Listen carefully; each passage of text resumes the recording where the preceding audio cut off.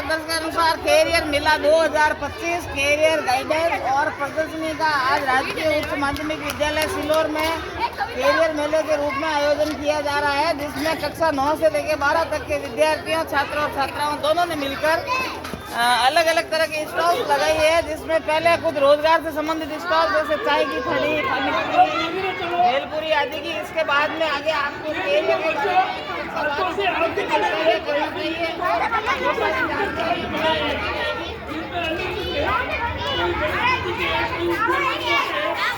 ये है 21वीं सदी के कौशल, डिजिटल कौशल,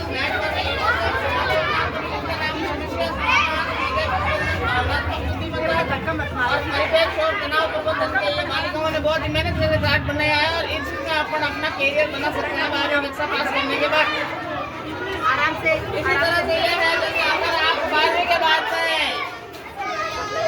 नीट का एग्जाम देते हो, जीएनएम करते हो, नर्सिंग कोर्स करते हो, बायोलॉजी लेके, तो आप डॉक्टरी में, नर्सिंग ऑफिसर में या नर्सिंग लेक्चरर में आपका कहीं चयन हो सकता है। अगर आपने गणित विषय का चयन किया है तो आप इंजीनियरिंग, बीटेक वगैरह कुछ भी करके भारत के निर्माण में अपना योगदान दे सकते हैं। ये सनातन को जीवित रखने के लिए एक परंपरा राधे राधे स्टार्ट बनाया गया है। कला की दृष्टि से पेंशन ने अपनी कला का प्रदर्शन किया है। ये है उद्योगों से संबंधित वर्गीकरण, जिसमें हम विभिन्न प्रकार के उद्योग लगा सकते हैं। एक होता है मालिक के रूप में, दूसरा उपयोगिता के तौर पर,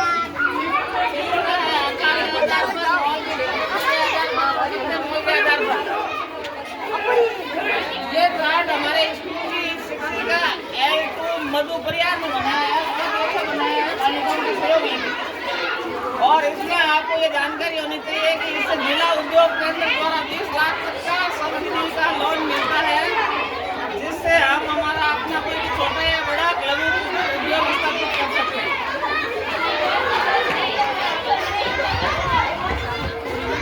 ये गणित के क्षेत्र में अलग अलग पाठ्यक्रम है,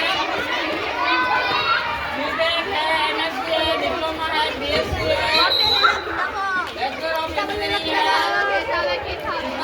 इंजीनियरिंग में है, बीटेक प्रौद्योगिकी में है। प्रौद्योगिकी होता है पॉलिटेक्निक, और बीटेक है मास्टर औद्योगिकी 5 वर्ष का कोर्स है। इसमें आप अपना भविष्य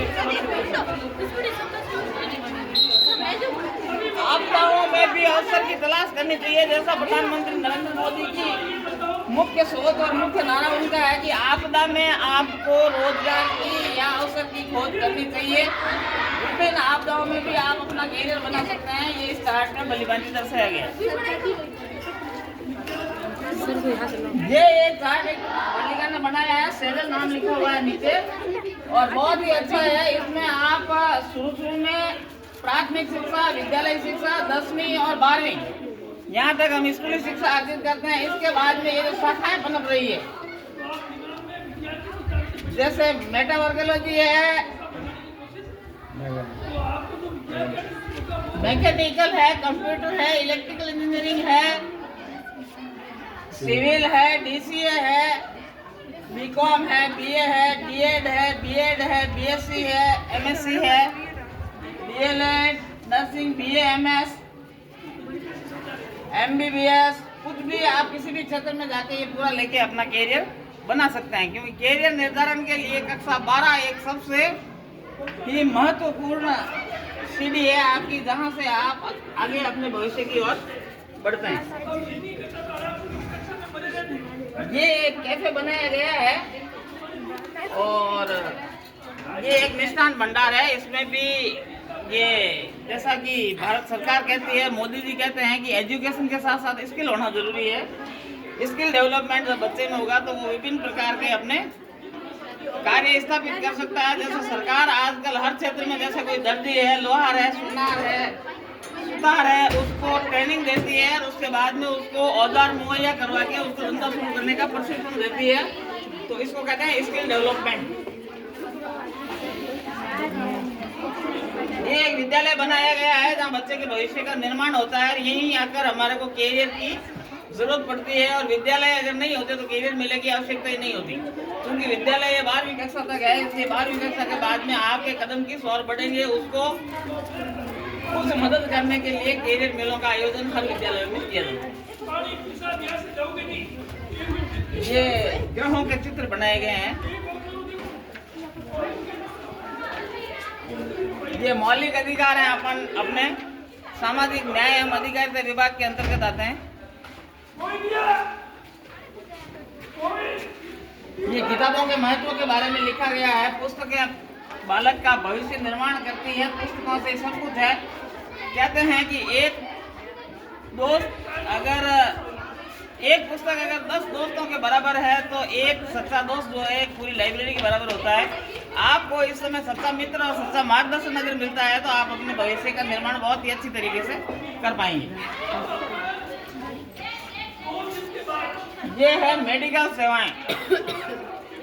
मेडिकल सेवाओं के अंतर्गत पेड बॉक्स से लेकर आईसीयू सीसीयू तक की सारी सेवाएं उपलब्ध होती है, जिसमें आप अपना करियर बना सकते हैं। उसमें वार्ड बॉय से लेके कॉलेज डायरेक्टर तक की सारी सुविधाएं उपलब्ध होती हैं।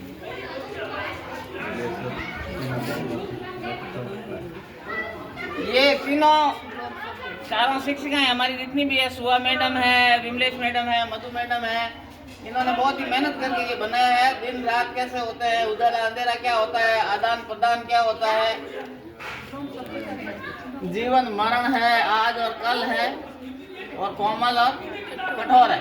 सबसे पहले ये शिक्षा देता है कि व्यक्ति को विनम्र होना चाहिए, कोमल होना चाहिए, कठोर नहीं होना चाहिए। दूसरा ये कटु सत्य है कि जिसका जन्म हुआ है उसको मरना निश्चित रूप से जीवन का मरण होगा ही होगा। एक है अगर आप किसी को कुछ दोगे तो बदले में आपको कुछ दोगे, तो आदान प्रदान वस्तु विनिमय या किसी भी चीज का विनिमय भविष्य के लिए आवश्यक है। ये है उजाला और अंधेरा। एक सिक्के के दो पहलू होते हैं। अगर अंधेरा जीवन में आता है तो उजाला भी आता है। अंधेरे को देखकर घबराना नहीं चाहिए, क्योंकि हर रात के बाद सूर्य एक नई सुबह लेकर आता है। और अगर रात हुई है तो दिन भी जरूर होगा।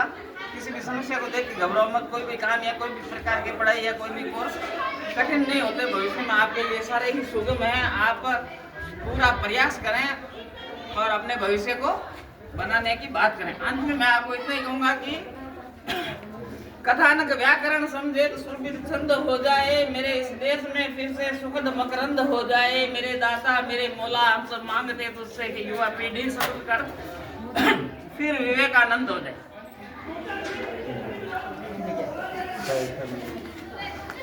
ये स्टॉल लगाई है मसाले की। जैसे एक धर्मपाल जी जो पाकिस्तान से शरणार्थी आए थे, उन्होंने 1 किलो मिर्ची से अपना बिजनेस शुरू किया था। और आज हिंदुस्तान के हर शहर और हर कस्बे में उनके MDH मसाले के मॉल खुले हुए हैं। इसी तरह से ये रोजगार का बहुत बड़ा साधन हो सकता है भविष्य में।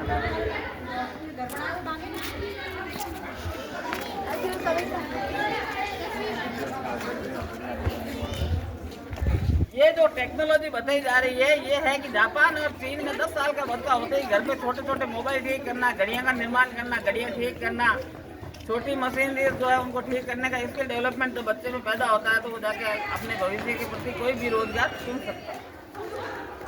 ये उद्योग विभाग का है। मधु मैडम को अलॉट किया गया था। बहुत ही शानदार बनाया है, अच्छा बनाया है इन्होंने।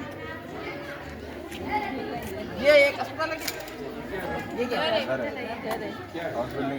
ये एक मकान बनाया है जिसमें इंजीनियर से लेके आर्किटेक्टर से लेकर लेबर तक, अनस्किल्ड लेबर, स्किल्ड लेबर, उसके बाद राजमिस्त्री, ठेकेदार, इंजीनियर, ये सब अपना पूरा प्रयास करते हैं, तब कहीं जाकर मकान मालिक को रहने के लिए मकान उपलब्ध हो पाता है। इसमें किसी भी क्षेत्र में आप अपना भविष्य सुरक्षित कर सकते हैं।